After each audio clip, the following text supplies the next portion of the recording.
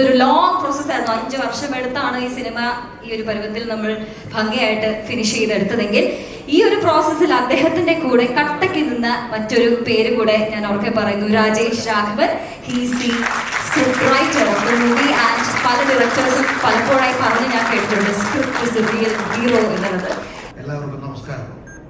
ആദ്യമായിട്ട് ഇത്രയും പ്രൗഢ ഗംഭീരമായ ഒരു സദസ്സിന് മുന്നിൽ നിൽക്കാൻ എനിക്ക് ശക്തി തന്ന അല്ലെങ്കിൽ എന്നെ പ്രാപ്തനാക്കിയ അക്ഷരങ്ങളുടെ അമ്മയ്ക്ക്, വാഗ്ദേവതയ്ക്ക്, കൊല്ലൂരിലെ എൻ്റെ അമ്മയ്ക്ക് ശതകോടി പ്രണാമം.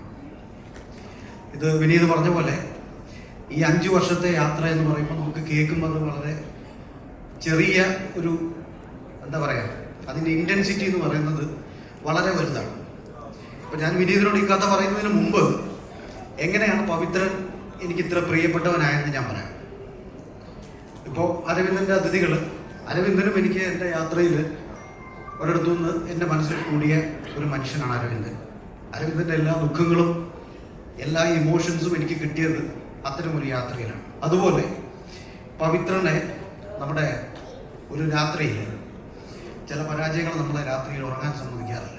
അങ്ങനെ ഉറക്കം വരാത്തൊരു രാത്രിയിൽ ബൈക്കെടുത്ത് ഞാൻ ലുലുവിൻ്റെ അവിടെ, ഇപ്പോൾ ആ തട്ടുകട അവിടെ നിന്ന് മാറ്റി ഖൈബർ എന്ന് പറയുന്നൊരു തട്ടുകടയുണ്ട്. ഖൈബർ, അത് ചിലർക്കൊക്കെ അറിയാം, ആ മസ്ജിദിൻ്റെ നേരെ ഓപ്പോസിറ്റ്.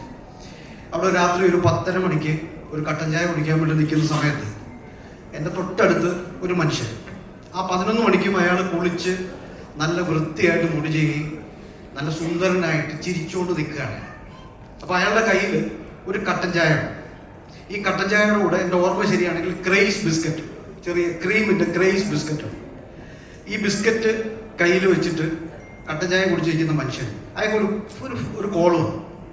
ആ കോൾ എടുത്തിട്ട് അയാൾ പറയുന്നത് ഇതാണ്: അമ്മേ, ഞാൻ ചോറുണ്ടോണ്ടിരിക്കുകയാണ്, ഞാൻ ചോറുണ്ട് കഴിഞ്ഞിട്ട് അമ്മയെ തിരിച്ചു വിളിക്കാം.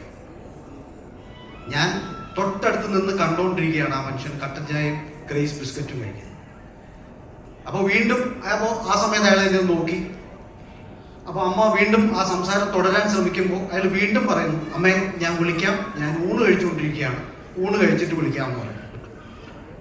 അത് കഴിഞ്ഞിട്ട് ആ ഫോൺ കട്ട് ചെയ്തിട്ട് ആ മനുഷ്യൻ എൻ്റെ മുഖത്ത് നോക്കി ഒരു ചിരി ചിരിച്ചു.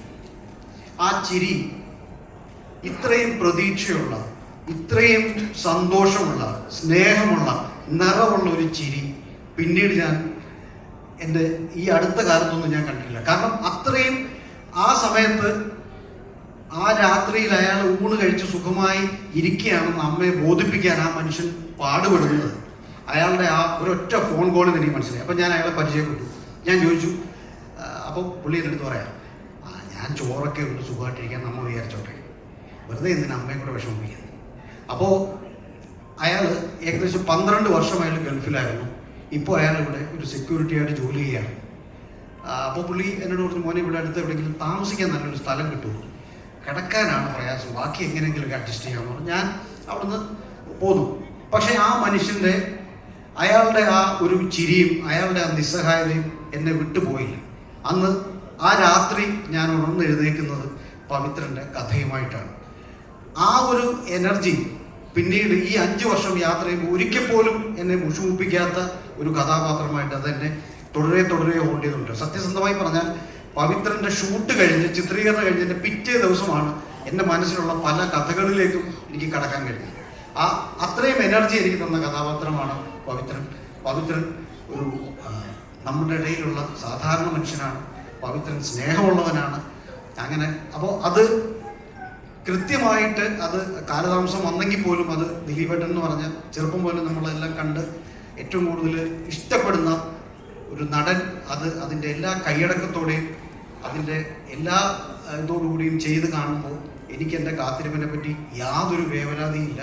ഞാൻ അതുകൊണ്ട് തന്നെയാണ് വിനീത് ഇപ്പോൾ പറഞ്ഞ പോലെ എത്ര തവണ മാറ്റി എഴുതാൻ പറഞ്ഞാലും, എത്ര തവണ ഇംപ്രവൈസ് ചെയ്യാൻ പറഞ്ഞാലും ഒരിക്കൽ പോലും ഞാൻ അതിലൊരു മുഷിവ് കാണിക്കാഞ്ഞത്. പവിത്രൻ എനിക്ക് അത്ര പ്രിയപ്പെട്ടവനാണ്. പവിത്രൻ നിങ്ങൾക്ക് എല്ലാവർക്കും ഇഷ്ടപ്പെടും. Thank you so much.